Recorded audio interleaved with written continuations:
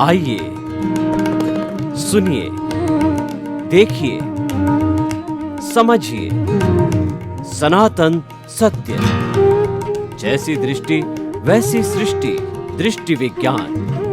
कुदरत, कुदरती रचना एवं कुदरत के कानून से शाश्वत सुख की प्राप्ति। जोधपुर के परम पूज्य महात्मा उपासक प्रोफेसर डॉक्टर सोहन राज तातेड़ के निर्देशन में सनातन सत्य। जैसी दृष्टि वैसी सृष्टि, दृष्टि विज्ञान।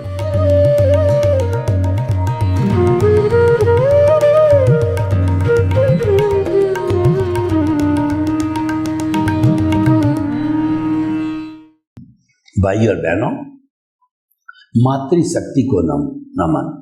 आज का हमारा अति उत्तम विषय स्वधर्म पर धर्म। देखिए, धर्म किसे कहते हैं? धार्यति इति धर्म।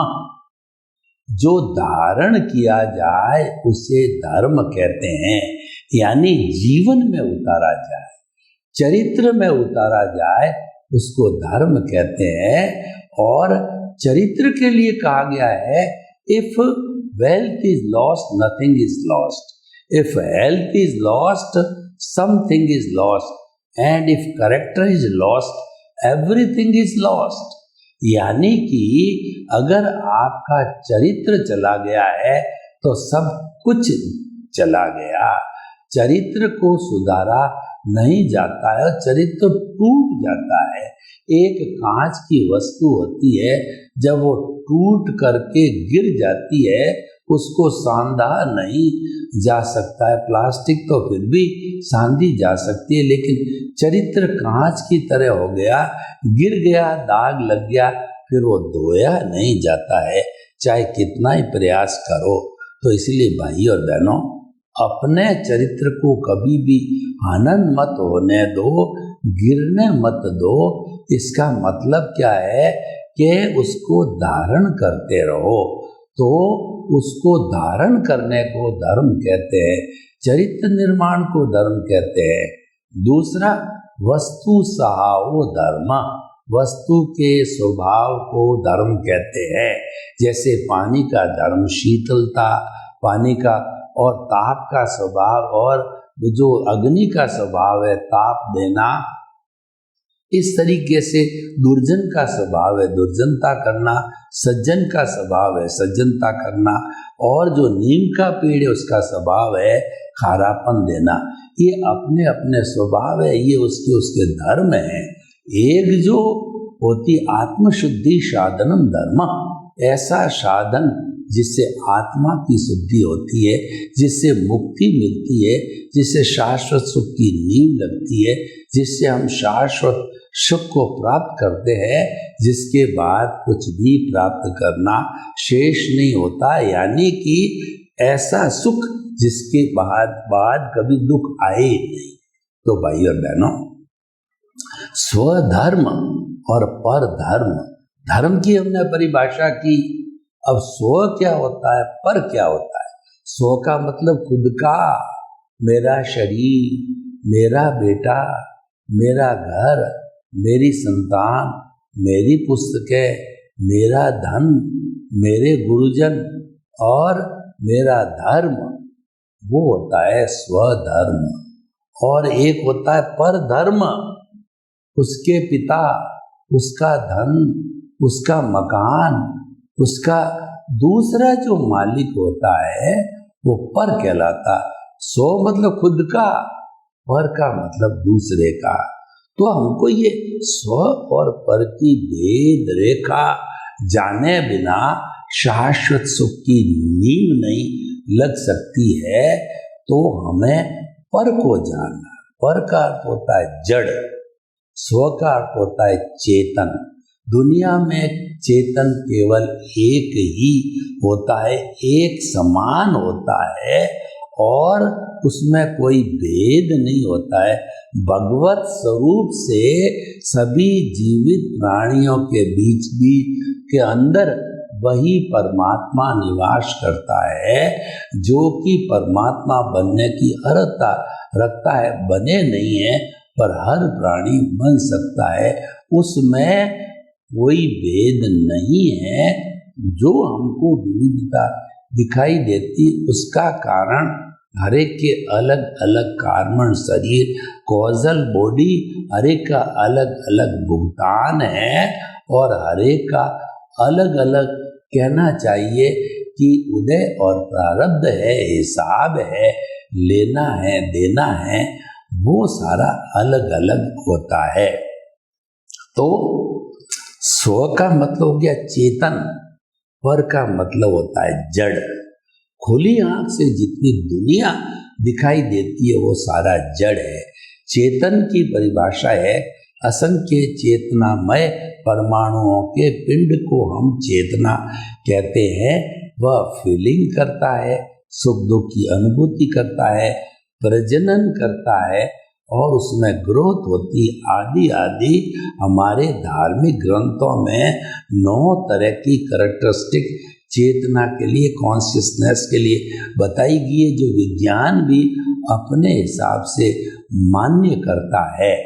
वो इसीलिए ये जो हमारी चेतना है या जड़ है, यह विज्ञान सम्मत है।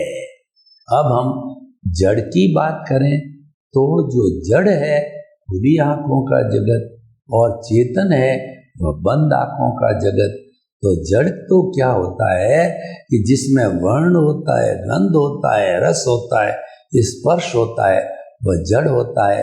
और जड़ है वो गलन मिलन धर्मा होता है, यानी कि उसके अंदर फ्यूजन होता है, कॉम्बिनेशन होता है, वह जुड़ता है, टूटता है और वो बदलता रहता है। उसको पर्याय कहते हैं, यानी उसमें उत्पाद होता है, व्यय होता है और वह जो है बदलने के कारण वो संचरण करता है। इसीलिए जो कहा गया है कि संसार हर क्षण हर वस्तु बदलती है, परिवर्तनशील है। तो भाइयों बहनों, जड़ का संसार है वो साधन है और चेतन है वो साध्य है। चेतन में ज्ञान दर्शन होता है, जड़ में नहीं होता है। तो जानकारी करनी होगी तो चेतन की उपस्थिति जरूरी है। हमारे भीतर प्रभु की उपस्थिति है। जब हम किसी भी वस्तु के बारे में जो है उसका ज्ञान कर सकते हैं। लेकिन एक पत्थर है, एक कैमरा है, एक ट्यूबलाइट है, एक मकान है, वो किसी के बारे में जानकारी नहीं कर सकता है, क्योंकि उसमें ज्ञान और दर्शन नहीं है। तो भाइयों बहनों, दोनों अलग अलग है और ये अलग अलग धर्म हैं। तो हमें स्वधर्म को अपना मूल मानना चाहिए और पर धर्म को जो है अपना साधन मानना चाहिए, क्योंकि व्यक्ति पर को भी छोड़ नहीं सकता और पर को पूरा भुगतान किए बिना, उसका कर्जा उतारे बिना वो संपूर्ण रूप से स्व को प्राप्त नहीं कर सकता।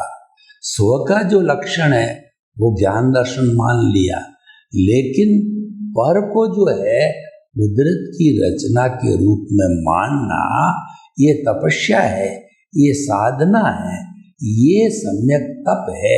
इस सम्यक तप को करते करते करते, यानी जागृति बढ़ाते बढ़ाते बढ़ाते, जब जागृति 100% पर जाके स्थिर हो जाती है, तो उस समय में क्या होता है कि जागृति के बढ़ते बढ़ते जो है हमारा अनुभव भी साथ साथ बढ़ता है। कैसे बढ़ता है कि जैसे कि थर्मामीटर के अंदर पारा बढ़ता है, या जो हमारा जो कहना चाहिए कि ये जो हमारा ब्लड प्रेशर नापने वाला यंत्र है, उसके अंदर पारा बढ़ कर के ऊपरी लेवल पर जाके टिक जाता है, जिसको हम ब्लड की ऊपरी अवस्था कहते हैं, और जहाँ से स्टार्ट होता है वो निचली अवस्था कहते हैं। जैसे कि इस व्यक्ति का ब्लड प्रेशर 80/120 है, मिनिमम 80 रहता है और हायर लेवल पर अभी 120 है, तो उसी तरीके से अनुभव बढ़ता बढ़ता 2% से और जागृति यानी पारा ऊपर तक पहुंच गया है, तो अनुभव बढ़ता बढ़ता वह भी हमारी जागृति के समान 100 यानी 360 डिग्री का अनुभव होता है, तो वो हमारा अनुभव केवल दर्शन कहलाता है। और वह जैसे पारे की अंतिम स्थिति होती उसके ऊपर नहीं बढ़ता, तो अनुभव 360 डिग्री का हो गया तो वो अंतिम स्थिति होती है और वह केवल दर्शन कहलाती है। उसके बाद कोई भी जो है हमारा पुरुषार्थ होता ही नहीं है, यानी कि केवल दर्शन पाने के बाद हमारी प्रतिष्ठित आत्मा पुरुषार्थ करने वाला, चाहे रिलेटिव पुरुषार्थ कर रहा है, चाहे रियल पुरुषार्थ कर रहा है, चाहे चार्ज कर रहा है, चाहे डिस्चार्ज कर रहा है, चाहे अंतःकरण का सहयोग ले रहा है, वह समाप्त हो जाता है। और उसके साथ साथ मन जिसके माध्यम से हम चिंतन करते हैं वह अमन हो जाता है, यानी मन समाप्त, प्रतिष्ठित आत्मा समाप्त, तो क्या होता है, हमारे को केवल एक पर स्वद्रव्य प्राप्त हो जाता है जिसको हम आत्मा कहते हैं, और वही मुक्ति की स्थिति होती है, क्योंकि स्वद्रव्य है सारा जो आत्मा से जुड़ा हुआ है, वो अज्ञान है। अज्ञान का नाश हो गया, प्रतिष्ठित आत्मा का नाश हो गया, मन का नाश हो गया, तो फिर अज्ञान का नाश ही सच्चा नाश है और अज्ञान का त्याग ही सच्चा त्याग है। ये होने के बाद में हमने अपने स्वरूप को प्राप्त कर लिया, यानी कि हम अपने स्वधर्म में आ गए।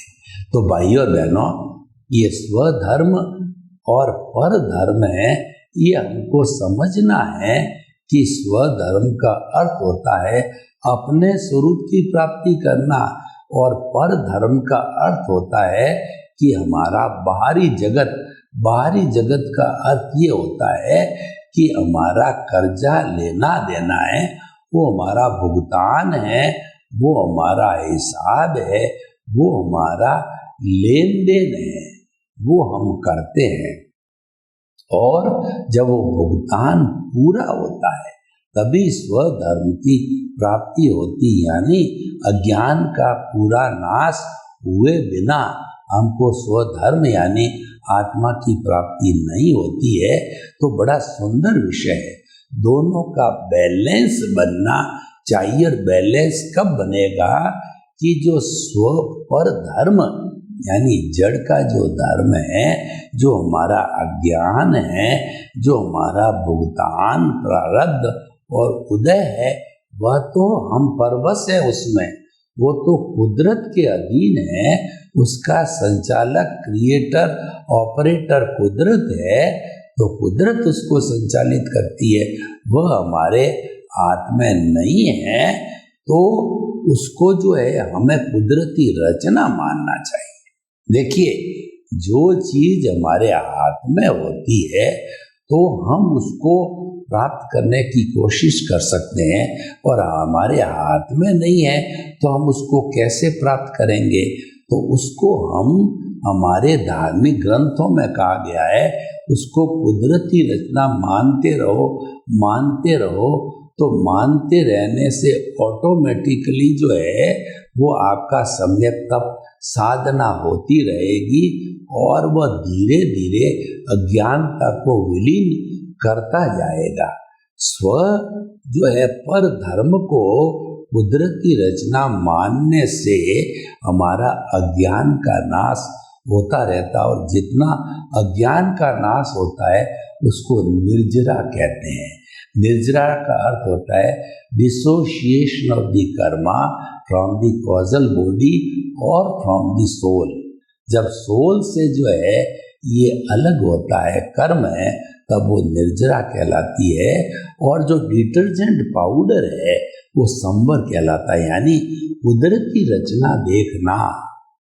जो कुछ घटित हो रहा है उसको कुदरती रचना देखना, उसको प्रकृति देखना और पुरुष को अलग रखना, स्वधर्म को अलग रखना और पर धर्म को कुदरती रचना, प्रकृति देखना, भुगतान देखना, दोनों को जोड़ना नहीं है, दोनों को एक दूसरे से प्रभावित नहीं होने देना है, अपनी अपनी जो है दोनों की स्वतंत्रता को माने रखना है, दोनों का अपना अपना फील्ड है, वो फील्ड बना रहने दो। और जब हम करते रहेंगे तो सारा जो है सम्यक तप के साथ साथ में हमारा जो है वह अज्ञान का नाश हो जाएगा।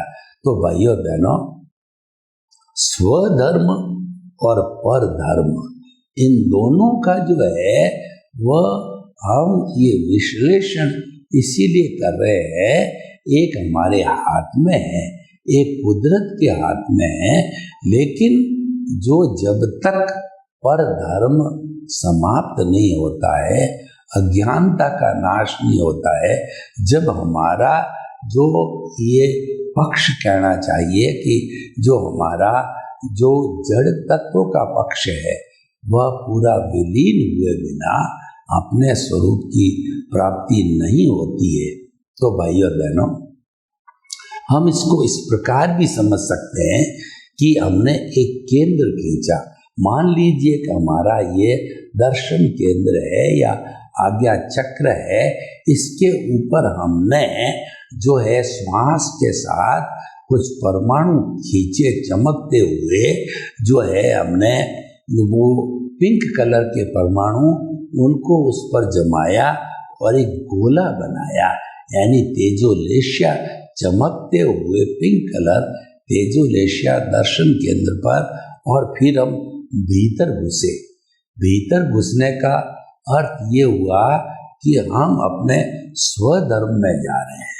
तो जब हम स्वधर्म में जाने के लिए हमने ये व्यवस्था बना दी, तो उससे क्या होगा कि हमारा जो पर धर्म है, यानी हमारा जो जड़ तत्व है, वो विलीन होता चला जाएगा। तो भाइयों बहनों, हमें दोनों को साथ साथ चलाना पड़ेगा। दोनों एक दूसरे के पूरक है, दोनों एक दूसरे के कॉम्प्लीमेंट्री है, और जब तक अगर पर धर्म हमारे साथ नहीं है, जड़ तत्व हमारे साथ नहीं है, तो हम इस शरीर की कोई एक्टिविटी, खाना पीना, उठना बैठना, सोना वगैरह कुछ भी नहीं कर सकते, यानी जड़ तत्व की कोई एक्टिविटी हो नहीं सकती। और इसीलिए ये जब हमारा पर धर्म मुक्ति को चला जाता है, यानी अपने संपूर्ण स्वरूप के अंदर विलीन हो जाता है, और वेदांत की भाषा में कहा जाए कि ये जीव है, जब ब्रह्म में विलीन हो जाता है तो जड़ तत्व है वो समाप्त हो जाता है। तो भाइयों बहनों, बहुत सुंदर विषय है। इसको हम कहते हैं भेद विज्ञान, इसको हम कहते हैं जुदापन की जागृति, इसको हम कहते हैं ज्ञाता दृष्टा, इसको हम कहते हैं स्वधर्म पर धर्म, यानी कि दोनों को अलग अलग करो, अलग अलग रखो, अलग अलग जानो, अलग अलग समझो। जुड़े हुए हैं, इसमें कोई बात नहीं, जुड़े हुए रहेंगे, क्योंकि हम ये अलग हम साधना के द्वारा कर सकते हैं। बाकी जो इसको अलग करने का कोई तरीका नहीं होता है। देखिए कि दूध के अंदर पानी है, तो उस पानी को जलाने के लिए हमको चूल्हे पर गर्म करना पड़ेगा। तो गर्म करने के कारण जो जो पानी है, यानी जो जो खाली जगह है, वो खाली जगह भरती जाएगी, परमाणु ऊपर आते जाएंगे, ऊपर आते जाएंगे, और वो पानी जलता जाएगा, और फिर शुद्ध जो है दूध रह जाएगा। और पानी जला, उसमें पानी की मात्रा नहीं रहेगी। तो इसी तरीके से हमारा जो ये परद्रव्य है, वो जाते जाते जब उसका एक भी परमाणु स्वद्रव्य में नहीं रहेगा तो हम अपने संपूर्ण स्वधर्म को प्राप्त कर लेंगे, यानी मुक्ति की अवस्था को हम प्राप्त कर लेंगे, शाश्वत सुख को प्राप्त कर लेंगे।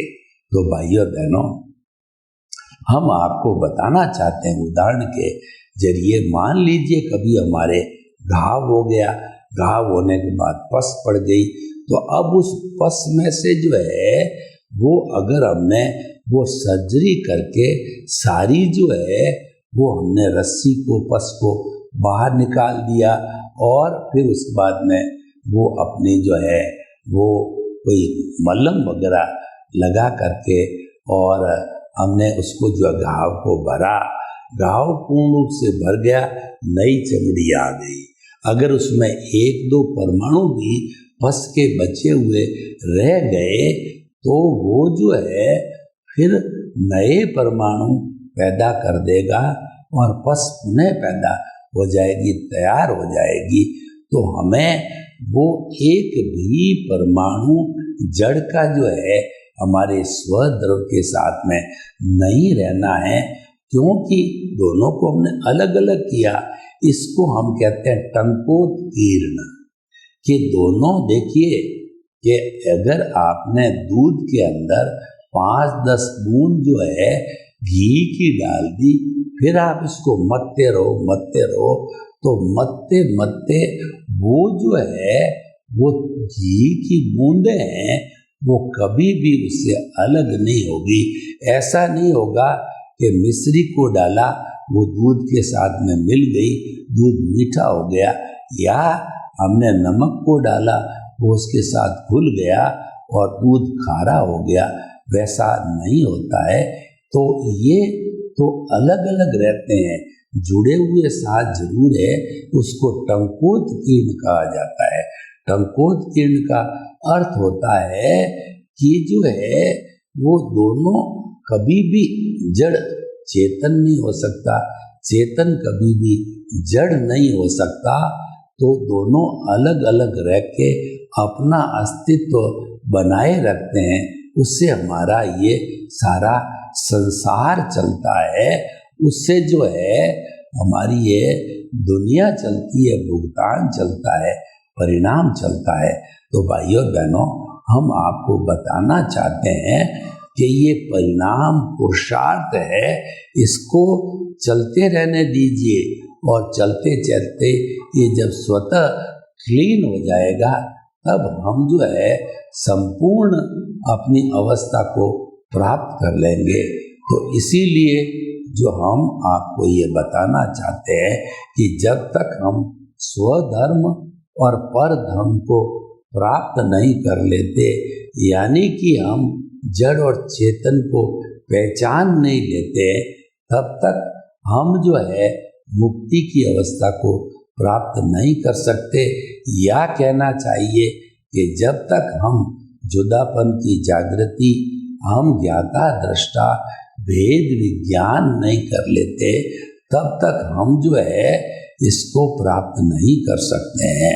तो भाइयों बहनों, आप जो है अब इसको निष्कर्ष पे आ जाइए कि निष्कर्ष ये बताता है कि जब जड़ है वो चेतन से अलग हो गया, दोनों एक दूसरे से अलग अलग हो गए, अपने अपने अस्तित्व के अंदर विलीन हो गए, तो आपका काम हो गया।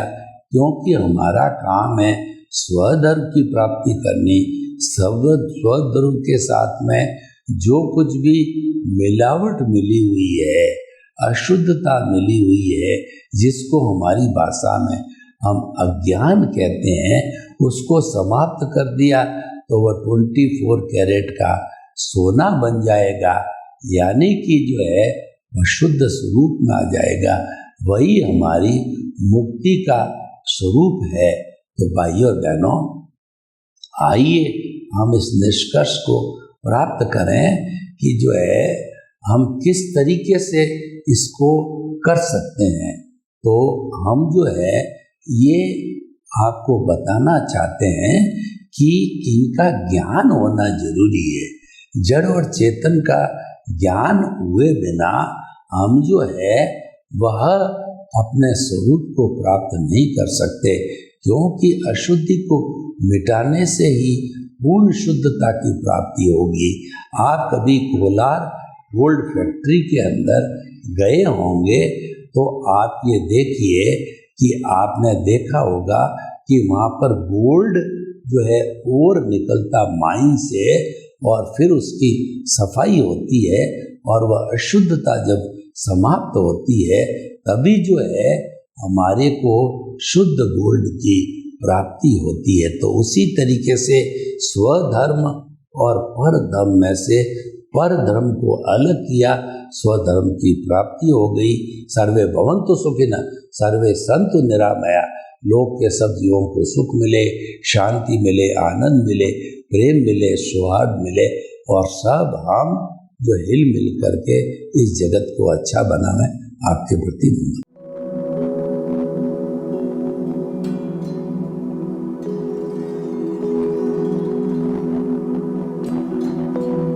एक ऐसा अंतर्राष्ट्रीय ख्याति प्राप्त मानव जो गुरु प्रेरणा से पिछले 20 वर्षों से वानप्रस्थ जीवन जीते हुए 24 घंटे मानवता की सेवा में संलग्न है। एक ऐसा मानव जो अभी राष्ट्रीय, अंतर्राष्ट्रीय टीवी चैनलों पर 7,500 एपिसोड के माध्यम से सनातन सत्य, आत्मविज्ञान एवं पुनरुत्थान, व्यवहार एवं निश्चय जगत के जीवनोपयोगी विषयों पर हृदय स्पर्शी प्रवचन कर चुका है। उस मानव का नाम है महात्मा उपासक प्रोफेसर डॉक्टर सोहन राज तातेड़। प्रोफेसर तातेड़ द्वारा योग, दर्शन, शिक्षा विषयों पर रचित पीएचडी स्तर के 250 शोध ग्रंथ भारत के 100 प्रतिष्ठित विश्वविद्यालयों में शोधार्थी पढ़ रहे हैं तथा वे सभी शोध ग्रंथ वहां की सेंट्रल लाइब्रेरियों में उपलब्ध हैं। महात्मा सोहन राज ने अभी तक हजारों स्कूलों, कॉलेजों, विश्वविद्यालयों एवं संस्थाओं में सेमिनार, वर्कशॉप, कैंप लगाकर लाखों विद्यार्थियों को योग, दर्शन, शिक्षा का प्रशिक्षण देकर उन्हें सुसंस्कारित किया। डॉक्टर तातेड़ ने भारतीय संस्कृति उत्थान के 4000 से अधिक समसामयिक विषयों पर आर्टिकल लिखकर ऑनलाइन जर्नल, पत्रिकाओं, वेबसाइट्स पर प्रकाशित किया, जिसका उपयोग लाखों पाठक कर रहे हैं। उपासक तातेड़ के 5000 से अधिक आज का सुविचार, आज का शुभ संदेश, आज का मंगल भावना योग आदि चिंतन websites, Twitter, blogger, Facebook, YouTube माध्यमों से लाखों लोग अपना जीवन निर्माण कर रहे हैं। मानवता के मसीहा ऐसे महामानव महात्मा सोहन राज तातेड़ के प्रोफाइल को अभी तक विश्व के 20 लाख दर्शक यूट्यूब पर, 12 लाख गूगल पर एवं लाखों दर्शक फेसबुक, ब्लॉगर, ट्विटर और इंस्टाग्राम पर देख चुके हैं।